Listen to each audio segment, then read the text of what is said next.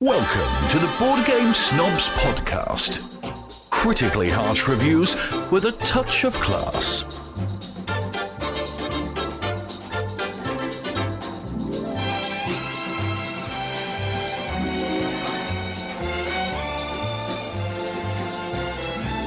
Go. The best podcast that you can listen to. best. The best. I was talking into my glass. Simply the That's weird. best. Who's better than all the rest? Who? Better than all the rest. Whoever was simply the best. This is Jerry with the Board Game Snobs.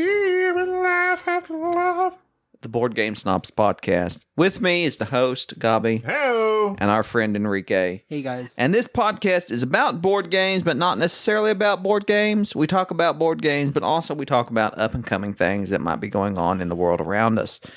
What are the things that are going on in the world around us, Gaby? Well, I can tell you. Tell me. Speaking of the world, Michael Jordan makes more money from Nike annually than all of the Nike factory workers in Malaysia combined. That sounds about right. How to does be that honest. make you feel? How does that make me feel? Yeah. I, as somebody who's never bought Jordans or owned Jordans, You're guilt-free. I'm guilt-free. I do own a Chicago Bulls 1994 championship T-shirt that my wife continually tries to throw away, but I will not. Is it original Yes. from 1994? Yes. Oh geez. That's a lot of money. It has holes in it. It's nice, and it's mine, and it's made of Well, this. of course it's got holes in it. It's made of like some sort of. Or else how would your arms get through? It's made of like Zoinka, zoinka. made some sort of material that's like very soft. It's like the Cotton. Yes, that's it. Next banter point, please. You bet. Follow us on Board Game Snobs on Instagram, Twitter, Facebook, or email us at boardgamesnobs@gmail.com. Human fingers are so sensitive They are. that if your fingers were the size of Earth, can you imagine? That's one big finger. How would I pick my nose? With Australia. You could. Because your hand would be like, yeah. We have a lot of listeners in Queensland. I'm sorry. You could feel the difference between a house and a car. Okay. Well, yeah, because you can tell that doesn't. Where do you get these facts? I didn't really get that. That one when I doesn't make read a it. lot of difference. I don't understand that fact. I mean, a house and a car are that big a difference in size. They are a Guys. big difference in size. Obviously. What depends on what size house you're talking about. Like a double wide. Like a double wide. Unless you're living in your car, then that could like Yes. What if your car car was your domicile? half of this is interesting. This is interesting. I'm listening. Let me drink some of my Topo Chico. Half of all humans who have ever lived have died from malaria. I don't know. I was about to say that. Oh no! How did you know that? I didn't. That's the first thing that came in my mind. I was about Malaria. to say malaria. Were you really? Yes. I would have said scarlet fever, the plague, No, not the plague. the flu, The scarlet. common cold, sore throat, See, Ebola, That's why. No. hailstones, That's why. Are you just naming stuff? tornadoes. The piles. That's why people with sickle. Way to go biblical. Yeah, Gomer Pile. That's why the people with Sorge. sickle cell anemia tend to be resistant against certain types of malaria.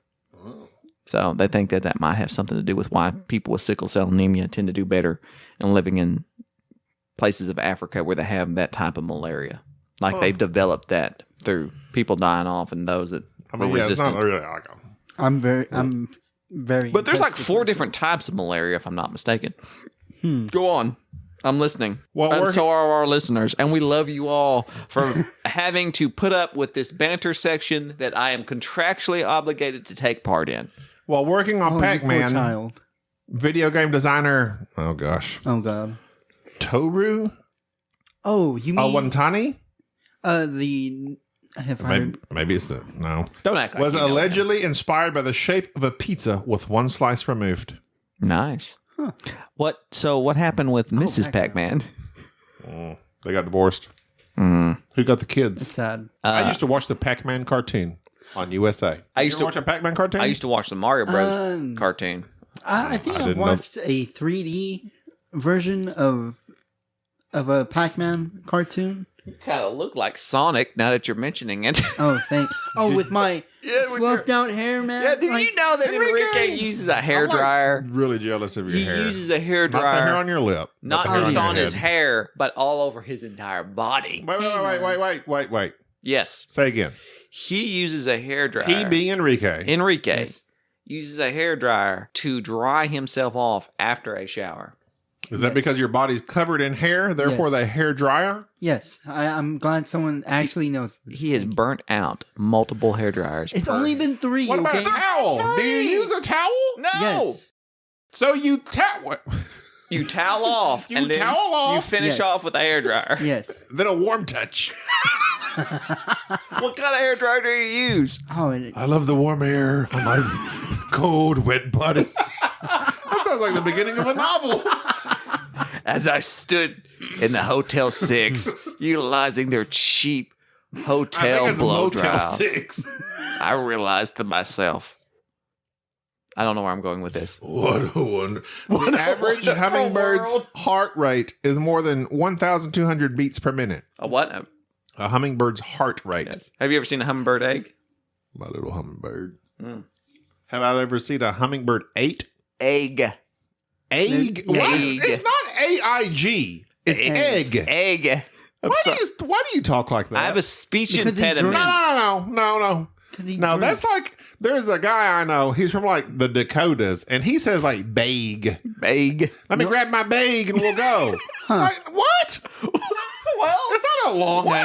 are you It's a short Why A. are you vocabulary shaming me? Well, on the Why do you last always say podcast, shaming? you did. You fat shame me. I can vocabulary I shame have you. never fat shamed you. You fat shamed my You head go back the other to all of day. our episodes. No, you definitely fat And shamed you him. listen. I have never once said anything. No, you definitely do. Yes, thank you. You don't You know. you don't. You do it directly, I think there's too much indirectly. shaming. You do it in I'm references. shame shaming right now. You do it a So, lot. Of wait a Shame minute. squared. Are you saying that we should just stop shaming people altogether? No, because I then don't know. that wouldn't be fun. That's a topic of discussion I don't want to have. I don't want to shame anybody. I like the movie Shane. Shane. He dies in the end, don't you think? Yes. I don't know. No, he rides off into the sunset. I think he dies. I think he slumped over in his chair, in his horse. in Oh, his he was saddle. shot, He wasn't was he? shot. Oh, that's kind of sad. And keeping with that, I want to look at some. Is that how the Mandalorian's going to end? Yeah. Mando. I at least want Cad Bane to like come in an appearance in the Mandalorian. Chris Peterson. Who? Wait. Stop. Wait, what? There's a lot of people who are speculating that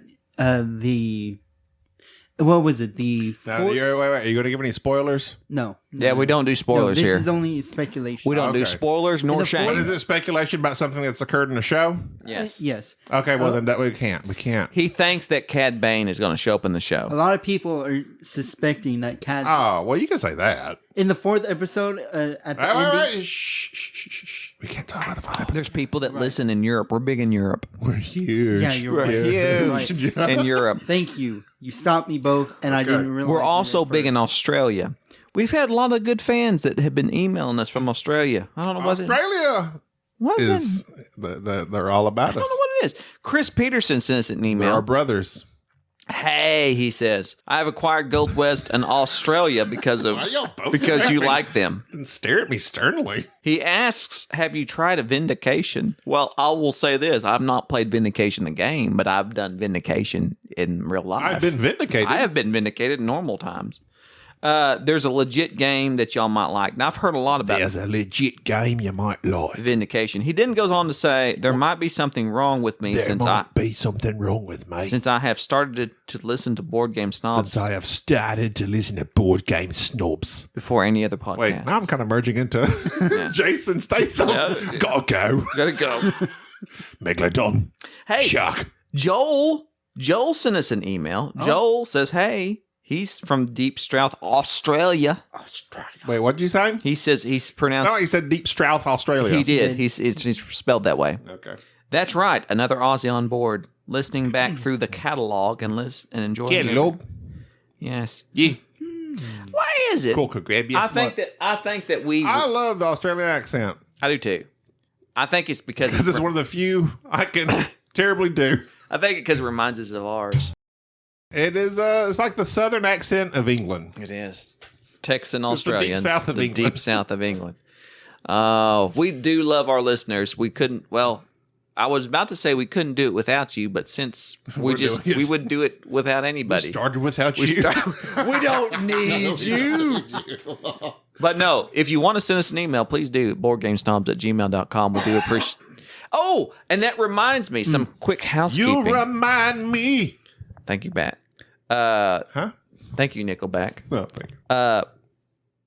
Towards the end of the year, we need everybody to send me an email. Just attention, jury.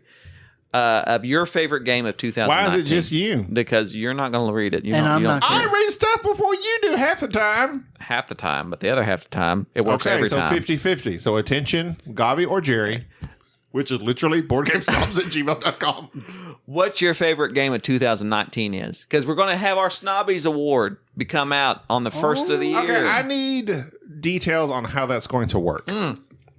Because are me and you going to choose? No. Are we going to have a weighted vote towards what the audience says? We're going to do like a sort of a weird People's Choice what Jerry thinks. What if they all think like the best game of the year is Cartographers? Well, then we'll have to segregate it out and be like the people who are wrong like this game, but us who are, that. Okay, so basically a Dice Tower top 10.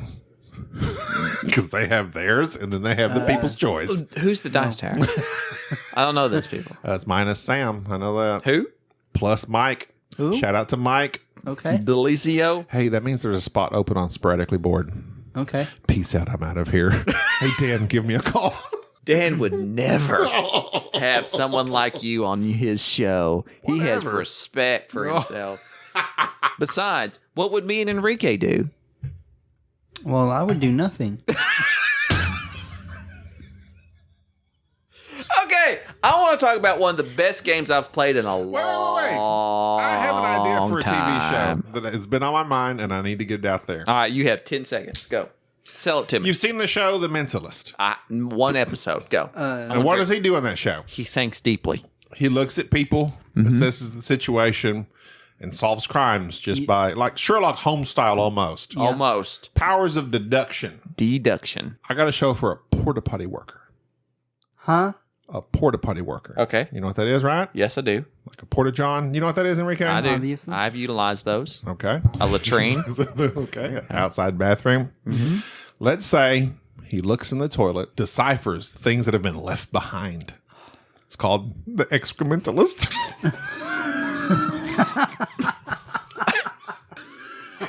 Okay. The pride I see on your face right now. I'm going to say it's okay. It's okay.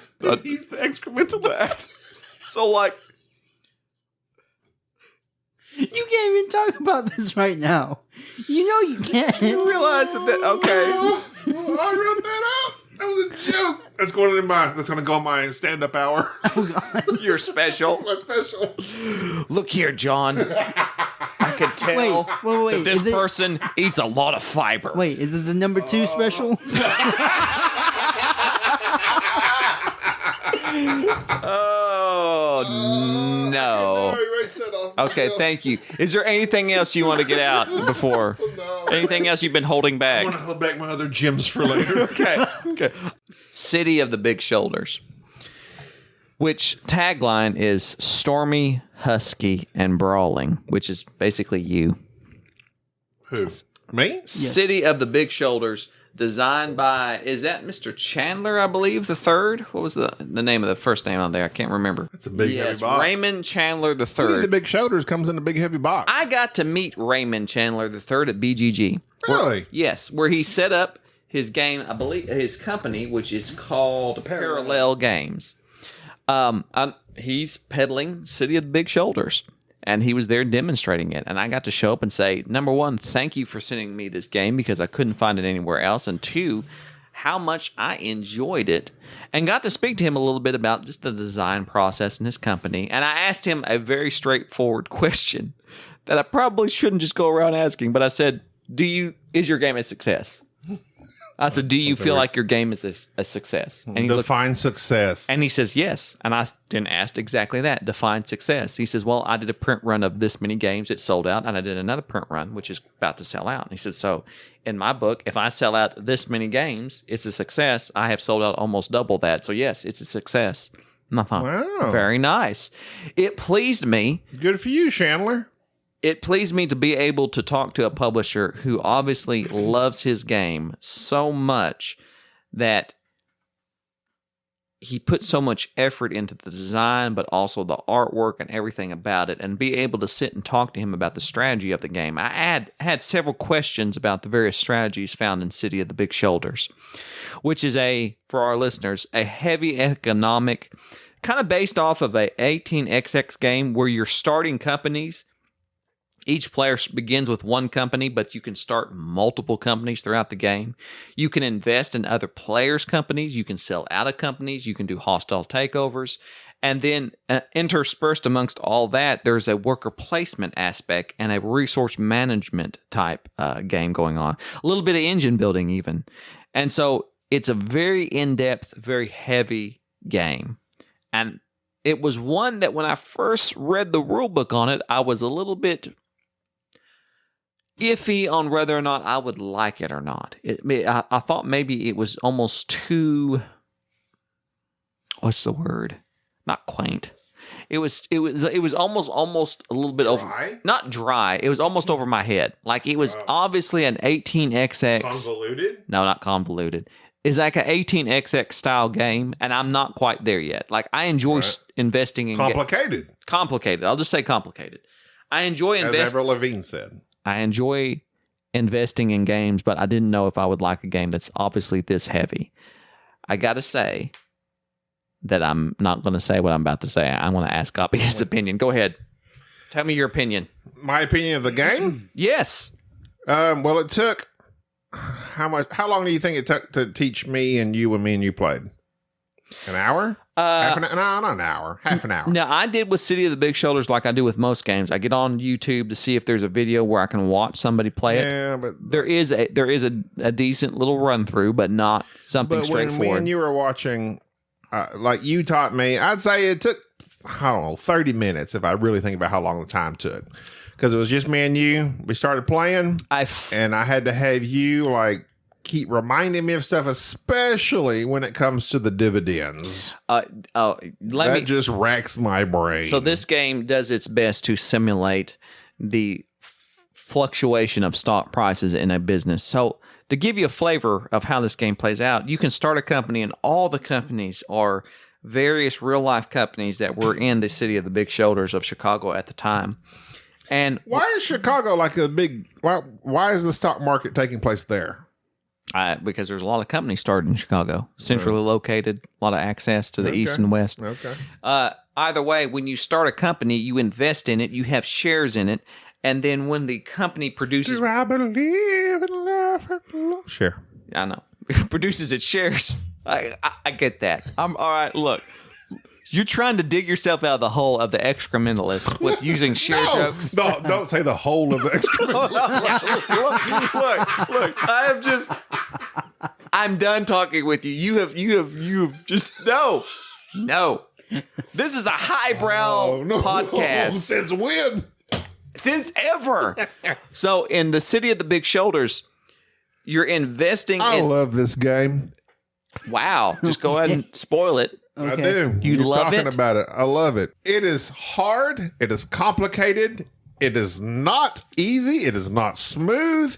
I have to keep referring to how the timeline goes of the action phases. I love this game. Wow. And I'm not an economic guy. You just told me a minute ago not to use the term love to describe things because it's such a strong word. No, I said don't use it loosely. Okay, so let me ask you this, Mr. Excrementalist. Okay. In terms of games, when you say love, is this game a potential top 10 for you? Yes. Holy cow. Enrique, is this game a potential... You've only played it once, Enrique. Is it a potential top 10 for you? I would have to play it again because I did do very poorly. You for did? my first run. But you bought into a company, which I then sold out of and stuck you with didn't it do very poorly. But you didn't do poorly. Me and Jared kind of knew. You probably didn't I don't know that you were fully aware that what Jerry was going to do to you. Yeah. Which is part of the joy of this game. Which is the advanced variant of this game allows you to do hostile takeovers on other people's company, and then that is amazing. And which you take their little player board with their company, and then you slide it over to your side, and you get to control their company. That another thing that it allows you to do that if you have a company that other players have bought into to a certain point, you can then completely sell out of it and stick them with a defunct Enron type company. So Jerry had his company up to like 80. Like $80 a share. And he had majority, but Enrique had bought in at 30, and 30 is like the bottom end limit of what you can buy 30% to have control of. Yeah. So Jerry sells all his shares, bottoms out the market on this company, and then Enrique has control. And it was a brilliant move. It sucked for Enrique. Yes. But I love that. That is just Jerry's joy. He got out of that. The warm, fuzzy feeling I had of watching the stock in this company for which I babied and then watched Enrique buy into it. And then I sold it. I gutted it. I took the money out of it and I left him with it. And at the end of the game, Enrique's running 3 defunct trash companies that we have pawned off of him. Meanwhile, Cracker Jack is... Meanwhile, the Cracker Jack company, the caramel started popcorn, off very slow, is popping. It was great. We were popping. Oh, what was the prize in those Cracker Jack boxes? About $140 a share. That's what that was. I built that company up from the ground. Enrique, top 10 or not? Yes, it could be a top 10. Yes. I will say this. I'm very impressed with this design. It's obvious that Mr. Chandler enjoys economic games and that he had in his mind what he wanted. And he sat and he took little bitty... The board itself is like little mini games that you're playing. So, for instance, the first stage of the game is where you can just start a company. You get one of the various player boards that are out there of these various companies. You set it up and you decide how much money you're going to invest in it. And you take your money, which is your victory points. Your personal money is the victory points. You have to know the difference between your money and the company's money that you are running.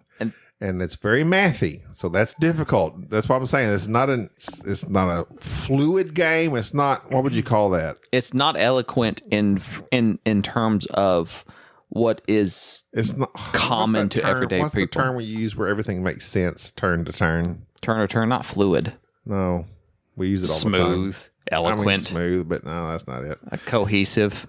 The City of Big Shoulders Go ahead. Is a game of long-term planning, engine building, and worker placement. So at the first round, you're starting these businesses, but you're also seeing what other players are doing, and you're investing in those businesses. Then you go into a next phase, which is where you build buildings out onto the player board. These buildings are not connected to your business. These are just buildings that allow you spots to put workers to gain various actions. And so that's like a little worker placement thing takes place all of a sudden, and this little engine building. And then you have some spots that are worker placement in the way that I go there, you can't go there.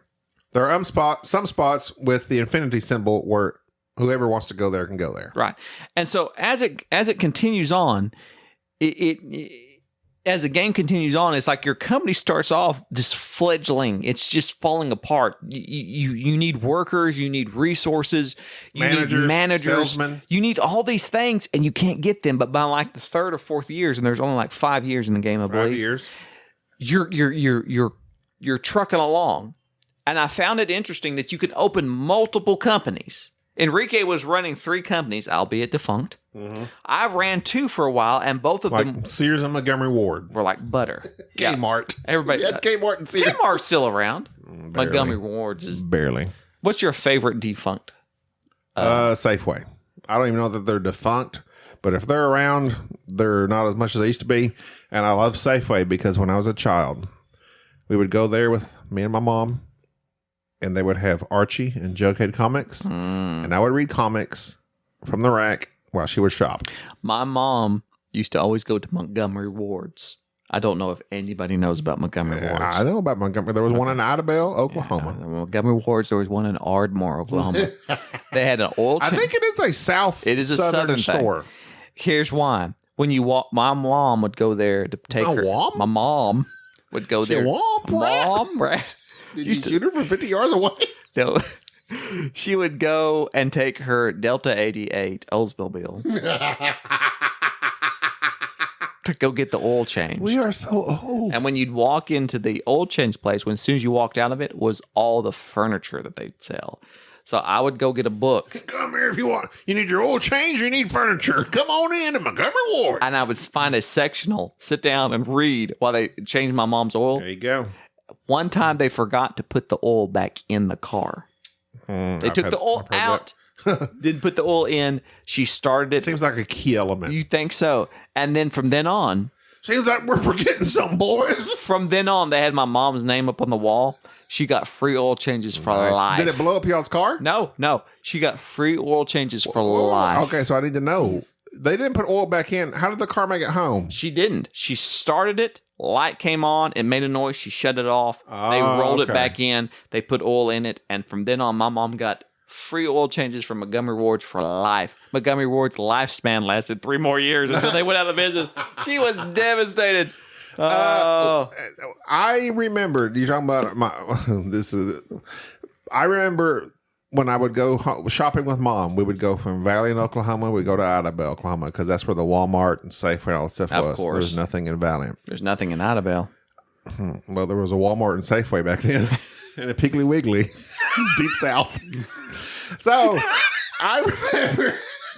There are people that were going, Piggly Wiggly.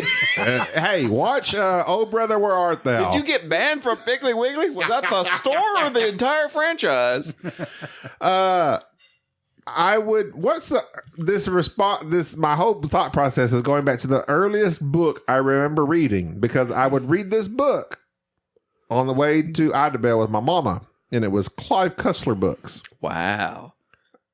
I was probably 12 years old, and I remember reading all the Clive Cussler books, Sahara, all the Dirk Pitt novels. What's the earliest book you remember reading that was like a legit novel? The legit novel. Not kids' books. Like I'm not Nancy Drew, Hardy Boys. I read all that stuff. I'm talking about like a legit novel. A legit novel. I read, it was a Michael Crichton book. Or Crichton. Or Crichton. I'm sorry. Crichton, whatever. He's dead now. R.I.P. It Rip was What's Jurassic Park? There was one before Jurassic Park, and I can't remember what it was. Great Train Robbery, Andromeda's Train. It may have been one of those.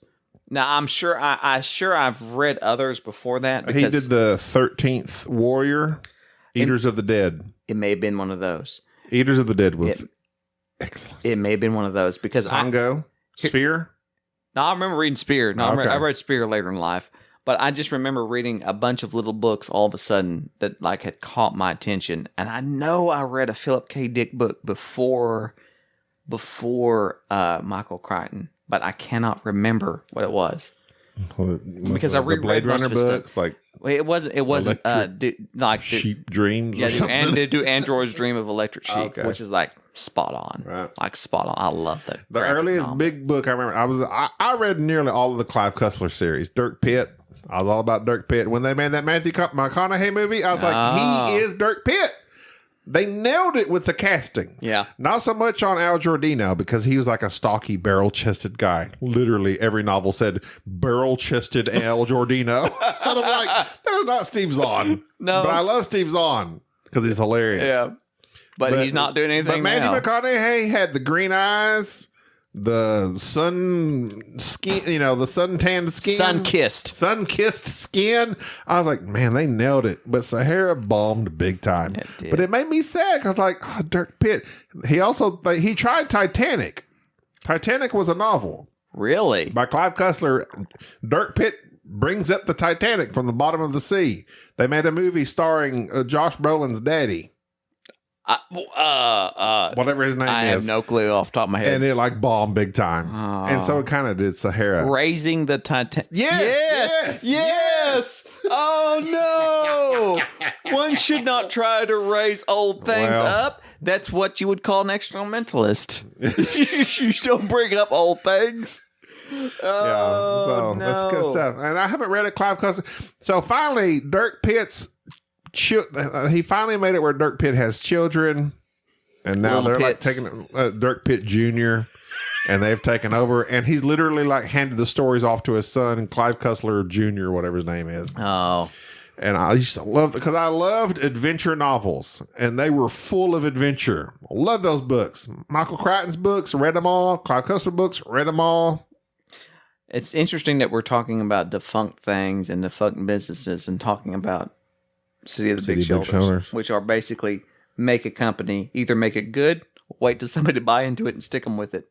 I must say that I personally think City of the Big Shoulders was it was probably one of the best, I'll not say probably, it is one of the best board games I've played in 2019. It is not for everybody. No. Good Lord, no. Certainly a heavy economic game. If you're into games such as, like, of course, any of the 18xx games, those type games. If you're into heavier, like Michael Kiesling games, I said Kiesling. Kiesling, heavy economic engine building types. Guy you talking about? Yeah, he's done some heavier stuff. I just feel like this game, for us, we're board game snobs, we're FYI. snobs, and it's weird that we would find such a game that is a Kickstarter, that's kind of a newer designer, that he would nail it right out the gate. He's made one other game. I asked him, I said, like, is this your first design? He says, no, I made one other game, and he named it, and I had not heard of it. And I was like, well, I said, I don't know what that other game was. It might have been good, it might have been bad. You nailed it. But this one, you did a fine job. The artwork, the presentation, everything about it. I will say, with the base game, I don't like the paper money. Just get you some poker chips. Oh, good Lord, that's terrible. Paper money is terrible. There's a little expansion that comes with it that is the actual card money. But just throw that paper money out and just use some poker chips. Something else, whatever else. I was surprised at how much I liked this game. I was surprised you liked it. You hate Stockpile. No, I don't hate Stockpile. You won't play Stockpile. Nobody will play Stockpile with me. I played it with you last time, and I won. The last time we played, I won. That's because I let you. I like to go out. I like to go out on the top. Wait, how many years was that? It's been many years ago. It's been a while. It's been a while since we played Stockpile. I love Stockpile. It's one of the lighter economic games that I truly think is well ahead of its time. The last action section, the last, oh God, Lord, there's like 5 stages in a round of Big Shoulders. The last round is basically Stockpile. So Stockpile is just a super diluted, streamlined version of the end round of City of Big Shoulders. I appreciated that, but I liked everything else that Big Shoulders had. And I'm surprised I like Big Shoulders. I'm shocked that you like it. I do surprisingly well. I know. I'm terrible. You won it. When I first looked at the rule book, I thought Gaby's not going to like this. Enrique's not going to enjoy it. This is going to be one of those games that I'm going to really fall in love with, and nobody's going to play it with me.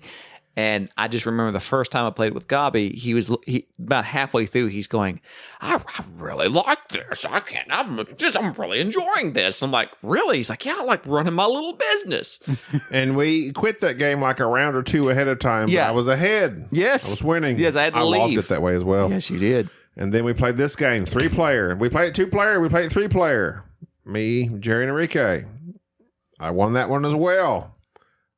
I think I could see it even as 4-player. It expands enough where I don't think it would make a difference. It what do they call that? Fluctuates. It scales. Scales well. It scales very well. And it's just a solid game. I'm shocked. I'm shocked by how solid it is, and I enjoy the artwork. If you like 18xx, apparently, which we've never played, we want to, but we've never played. Apparently, this kind of takes that and streamlines the whole stock portion of it well to a 2 to 3 hour game. And there you go. I think it's really good. I really like it. I'm shocked by it that it was just something. It was one that was on my radar for a while, and you can go to the Parallel website to buy it because it's hard to find, or if you happen to be at a convention at some point in time, the Parallel people are there. But it's awesome.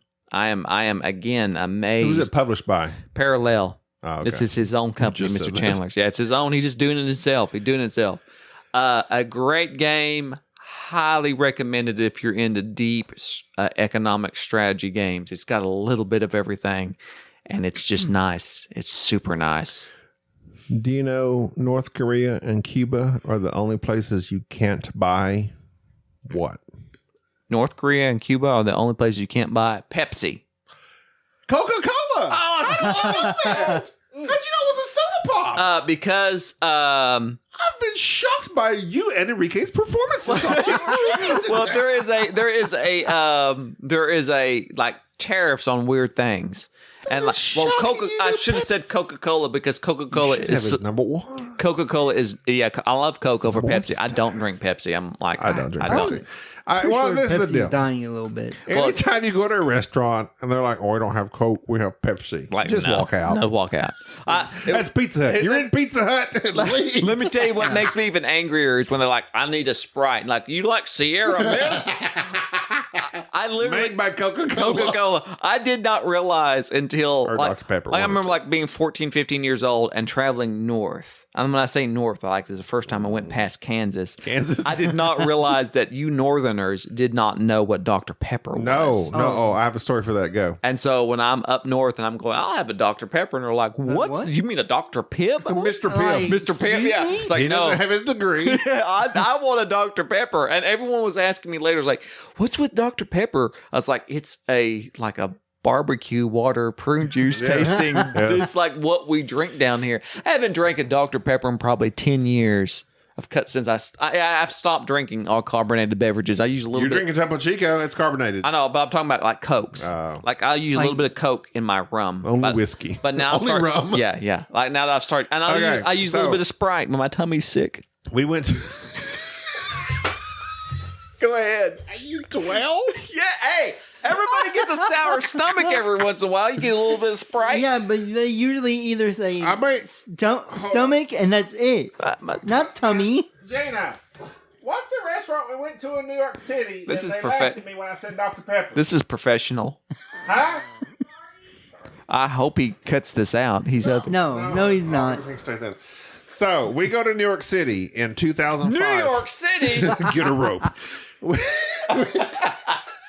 Go ahead. We go to Sardi's. Ooh. As seen on Seinfeld. Oh. Remember when they go to that restaurant and all those caricatures on the wall? Yes. I'm like, I want to go to that restaurant. And they're like, that's called Sardi's. We go there. There's a waiter, and he's real like highfalutin. He thinks New York is everything. He's asked me, what do I want to drink? I said, Dr. Pepper. He proceeds to literally make fun of me. Dr. Pepper, where do you think you are? I mean, he was like doing it sarcastic, jokingly, but he had an attitude, and he asked me, where did I think I was? This isn't the South. You're in Sardi's. Wow. He said, I think he said, we have Coke. I'm like, well, I don't want Coke. I want Dr. Pepper. And he looked down upon me for my request of Dr. Pepper. Why? Well, it's because that maybe Dr. Pepper is associated with people from the South. And maybe, why are you looking down on me, though, bro? Because we're literally down. We're literally southern from them. Maybe that's why. I will never forget that. Never forget. I'll never forget that guy. I couldn't get Dr. Pepper in New York City. I had to the same thing. All right, we got Mr. Pibb. I don't want Mr. Pibb. That's a Coca-Cola product. Nobody wants Mr. Pibb. No, it's like a knock more off. peppery Dr. Pepper. Yeah, nobody. Yeah, There's no you kids don't got it. want too much pepper. Put a little pepper on Put a it. little pepper on Like, it. Put a little pepper on it. what should we do this? No, just put more pepper and just call it Dr. Pepper. Enrique drinks warm Dr. Pepper No, I drink cold, with no ice. warm, and hot Dr. Okay. Pepper. We'll drink it So anyway. you'll Can drink it take it. anyway. Anything that, as long as it's still drinkable and Potable. delicious, Potable. drinkable. No, shut up. If you can say tummy, I can say drinkable. You Okay. leave me All right, alone. that's going to do it for this episode. City of the Big Shoulders. Bye. Look at Parallel's website. Look for it. It's Parallelogram. nice. You enjoy it. Look at parallel games, Thank you. such as Stockpile. This is Jerry. This is Gaby. This is Enrique. Bye-bye. Thank you for listening to the Board Game Snobs. Stay classy.